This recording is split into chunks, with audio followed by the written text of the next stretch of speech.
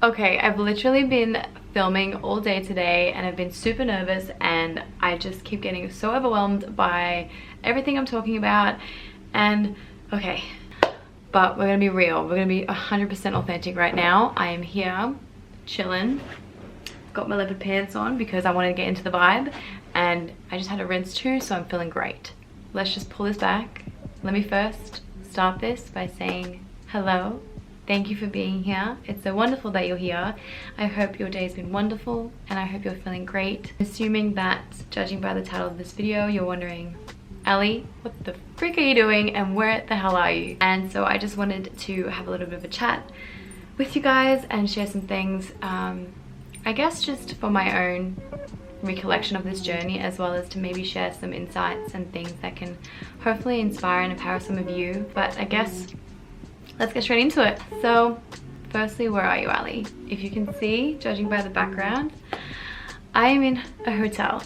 I'm doing my quarantine of 2 weeks in Brisbane, and exciting news is that this is my last night. Definitely a whole lot of emotions, a whole lot of feelings that are coming to me at the moment, and I thought it would be really cool to share a couple of things that I've learned and have felt during this time, but also to give a bit of a reason of why I wanted to do this. So I'll start at the time when COVID happened. Obviously, when things were getting worse in Australia, borders were closing. At that time, I was up in the Gold Coast and things were going okay, but I know that I was tremendously burnt out, working 3 jobs and also doing my honours degree. There were a few personal things happening in my life as well that definitely caused me to be very, very distressed. And I said, okay, maybe the safest thing to do is to go home, and maybe, who knows, like maybe London's still happening, maybe this will blow over in a couple of months or 2, so just it'll be fine. The first maybe month back in Melbourne was actually really okay. This weather was still great. You still could kind of see your family and friends, and it was really nice to see and catch up with so many people back home. Then things were getting worse and stage 3 happened, then stage 4 happened. Numbers were going out of control. People were scared, people were worried, some people didn't care. There were so many things happening, and I definitely said to myself, you know what, this period of time is a time to learn and to focus on myself and to figure out a couple of things of who I wanted to be and what I wanted to do with my life. But I noticed that I was struggling. I was in an environment that was tremendously triggering, relapsed a couple of times, and my mental health was not doing so good. Even though I can really share and say that I hold immense love and gratitude still. And I think I did learn a lot, because I figured, you know, even though I'm in an environment that I don't really want to be in, maybe this is a sign that I need to work on myself. And I did. I definitely came to some powerful realizations of who I am and what kept calling to me, I guess. But I shared with some of my friends that wanted to talk openly about how they were feeling during this time, was that we all have a responsibility about ourselves and the way we react, the way we respond to everything going on around us. But at the same time, if you're constantly being fed with an influx of information and energies that are so negative and so draining, how are you expecting to hold enough energy for yourself? And that's what I realized, and that's what I felt. That even though I had so much love and so much to give, I was surrounded by 4 walls that were literally closing in on me. And for many of you that suffer from anxiety or even depression can definitely relate to that. And I hope that you are doing safe and okay. I hope you have someone to talk to, because there was a period, maybe about a month ago, where I completely shut off, and that is not the normal Ali. I just didn't want to talk to anybody. I wanted to be on my own, because every waking moment was starting to be a painful experience, and that's not me, and that's not what I was anymore, but it was coming back. I think many of us can relate in saying, when this pandemic happened, a lot of us lost jobs, lost our independence, lost our sense of almost like worth, because we couldn't see people anymore. We couldn't know when this was going to end. I realized that maybe there's a chance to get out of this. Originally, in August, I had a friend in Melbourne who was from the Goldie, and who was going to come back as well. So we said, let's team up, I'll drive my car and we'll cross the border, we'll bring our documents and move back. Then a week after that, they said, you have to mandatory quarantine in a hotel out of your own expense. And I don't know why, and sometimes I regret at the time, like why was I just so attached to money, thinking that spending isn't worth my happiness, because it's not. Money is not worth your happiness, and that's one lesson that I've learned. Then basically, after that, my friend still went and I was stuck in Melbourne, but I had a huge mental breakdown. I hit my threshold, that threshold I mentioned earlier, and it just completely overflowed. I was so numb and so overwhelmed by a number of events that accumulated into my internal self that I just kept falling apart. And so I was like, I've had enough of this and I want to do something about it. I called up the COVID hotline and I asked, this is my situation, is there a possibility that I'm happy to hotel quarantine, but can I, am I able to move over? And she said, if you have XYZ, you can, or you should be able to. 2 days later, I booked my flight, I got my declaration, I told my friend who happened to have a room at the time, can I move in? Can I pay bond? Can I do something to give me more of a grounding foundation to move back? And then it was an emotional roller coaster throughout that whole week to tell work, tell my clients, tell my family. I had multiple obstacles in my way regarding money, leaving my things behind, because all I have here is a suitcase. I don't even have my car. I had pressure from various things around me, and I had to keep fighting. I had to say, no, this is my decision and I will chase after this dream of being free. Coming the morning of, I couldn't sleep. I was so stressed and so anxious. I didn't know what was going to happen, because I didn't even know if, even though I felt like it was going to be okay, there was still the unknown. Got to the airport, everything in the domestic was fine. They check your temperature, you show your documents, and that was fine. Then when I landed in Brisbane, there was a whole process then to get through, and I almost didn't make it. And just that mere fact that almost was the reality of me being back home terrified me. But then that's also the thing about gratitude, is that when you do get that chance, you have to savor it. You have to really hold that close to you. And as soon as I got into the hotel, I was in such disbelief. The past 2 weeks have been seemingly fast. I've grounded myself so much and prepared myself so much for what's going to happen. And I don't even know what's going to happen out there. I think when you taste freedom, or a level of independence that you've never felt before, or you establish a connection with your identity and yourself in a different place, you will live life constantly craving that.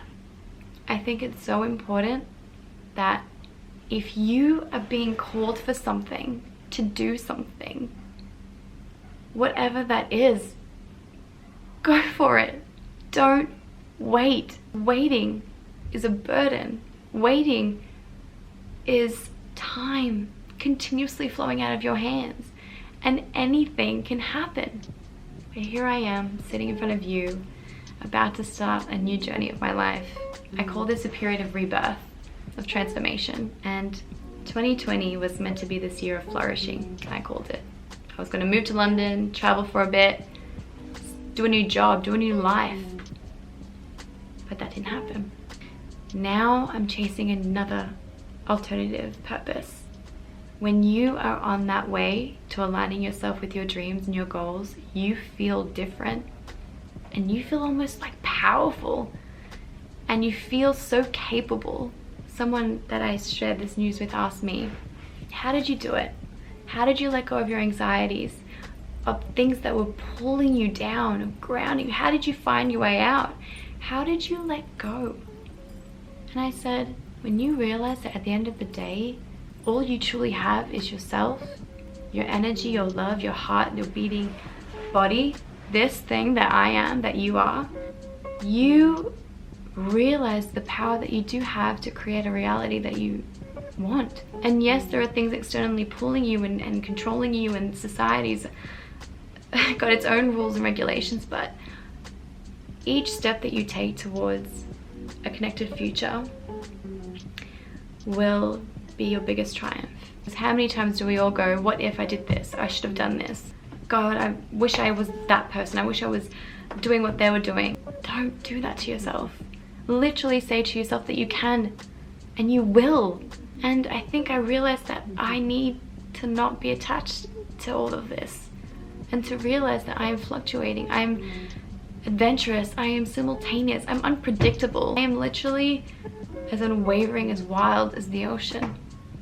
Fuck, like, what's the purpose in life if you're not doing what you love? What's the purpose of your life if you're constantly living by your fears and living by other people's judgments of you?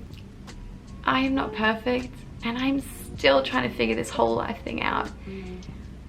But I made a choice, and I will continue to make choices that will hopefully bring me closer to something that I really, really want.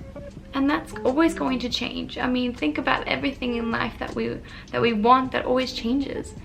I guess all I can really say to you guys, whoever's listening out there, is that just take the chance. Just do it. Because you never know what you can really bring. What kind of people that will love and cherish who you are, the way that you are. Environments that actually make you feel good about yourself. And it's so worth it. Money is nothing, but your happiness is everything. When you feel these kind of moments where you can be proud of yourself, you'll sit back and look at everything that you've done and be proud and humble and grateful, and it will only make you even more empowered to continue. You know, even when you fall, you'll be like, no, I need to get back up. I need to push and get over that obstacle. And you'll find a way. When you're so driven and so passionate, you'll drive yourself to the edge. My passion for filming, for acting, for writing, everything that I'm doing right now, it makes me suffer. I struggle so much because of my passions, but that's what passion is. It makes you suffer because you want it so badly and you're so driven by it that when you realize that you're not in the reality that you want regarding that passion, you're suffering for it. But if you persevere and you continuously push yourself, you can get to where you need to be and where you want to be. Don't let things in life own you. The things you own don't have any attachments to you. And the minute that you realize that and that you can identify what's your priority and what's your worth, you're almost untouchable. And this is coming from the most sensitive, naive, vulnerable girl in the world. I know that I'm nothing special, but I know that you are. You that's watching this. I know that you have the power and the capabilities to heal and to grow and to love.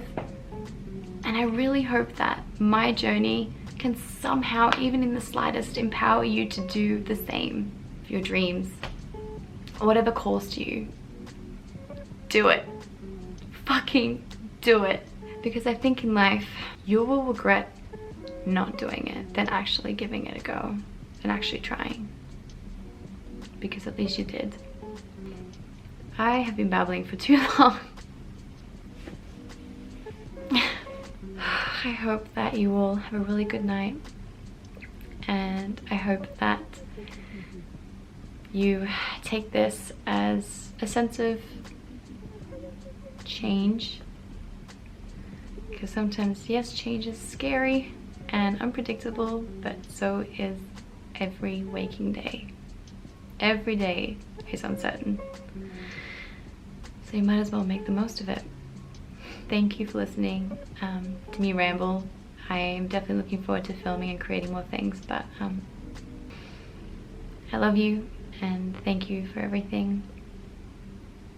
I'll talk to you soon.